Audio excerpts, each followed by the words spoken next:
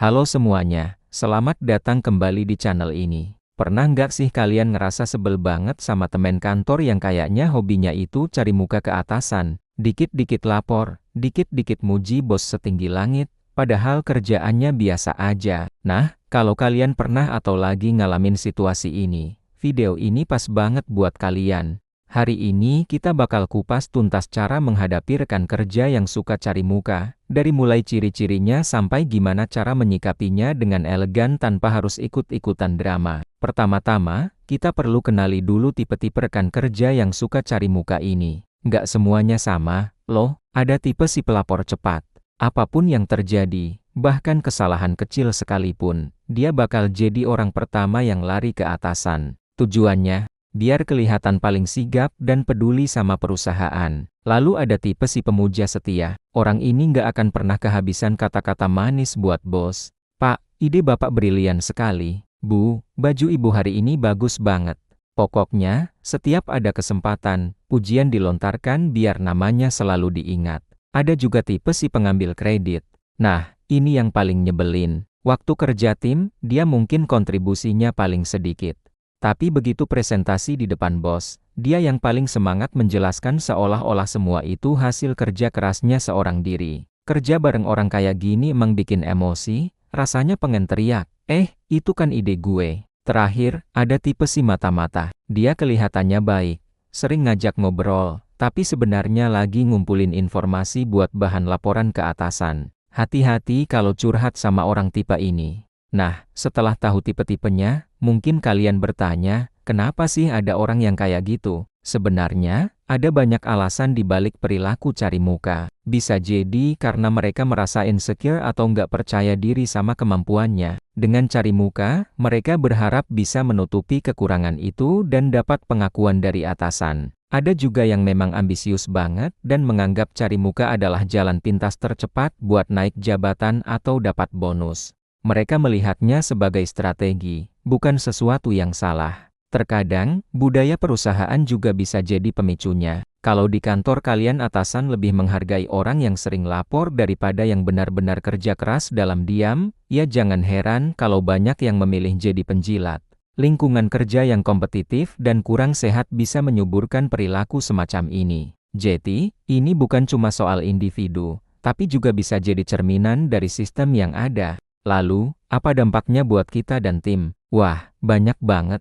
Pertama, lingkungan kerja jadi nggak nyaman dan penuh rasa curiga. Kita jadi sulit percaya sama rekan kerja, takut setiap omongan kita bakal disampaikan ke bos. Kedua, ini bisa merusak kerja sama tim. Kalau ada satu orang yang hobinya mengambil kredit, anggota tim lain jadi malas berkontribusi maksimal. Ngapain capek-capek, toh nanti dia juga yang dapat nama. Pikir mereka. Yang paling parah, produktivitas bisa menurun. Energi kita yang seharusnya dipakai buat kerja, malah habis buat mikirin kelakuan si cari muka, buat waspada, atau buat menahan emosi. Ini jelas nggak sehat, baik buat mental kita maupun buat perusahaan secara keseluruhan. Kita jadi gampang stres dan demotivasi, yang akhirnya bikin kita nggak betah kerja di sana. Oke. Sekarang bagian terpentingnya, gimana cara menghadapi mereka dengan cerdas dan elegan? Kuncinya adalah, jangan panik dan jangan ikut terbawa emosi. Pertama dan utama, fokus sama pekerjaanmu sendiri. Biarkan kualitas kerjamu yang bicara. Kalau hasil kerjamu bagus, atasan yang baik pasti akan melihatnya, nggak peduli seberapa sering si cari muka itu berkoar-koar. Jadikan pekerjaanmu sebagai benteng pertahanan terbaik. Kedua, dokumentasikan semua pekerjaanmu. Ini penting banget, terutama kalau kamu sering kerja tim sama si pengambil kredit. Biasakan berkomunikasi lewat email atau platform kerja yang tercatat. Misalnya, setelah meeting, kirim rangkuman hasil diskusi dan pembagian tugas lewat email. Jangan lupa sisi semua anggota tim dan kalau perlu atasan. Jadi, kalau suatu saat dia mengklaim idemu, kamu punya bukti hitam di atas putih. Ini bukan soal nggak percaya, tapi soal profesionalisme dan melindungi diri sendiri. Ketiga, bangun hubungan baik dengan atasan secara profesional. Kamu nggak perlu ikut-ikutan menjilat. Cukup dengan rutin memberikan update pekerjaanmu secara langsung. Jadwalkan sesi singkat dengan atasan untuk melaporkan progres, tantangan yang dihadapi, dan solusi yang kamu tawarkan. Dengan begini, atasan akan tahu kontribusimu langsung dari sumbernya, bukan dari laporan orang lain. Tunjukkan bahwa kamu adalah pribadi yang proaktif dan bertanggung jawab. Gimana kalau dia mulai menyindir atau menjatuhkanmu di depan orang lain?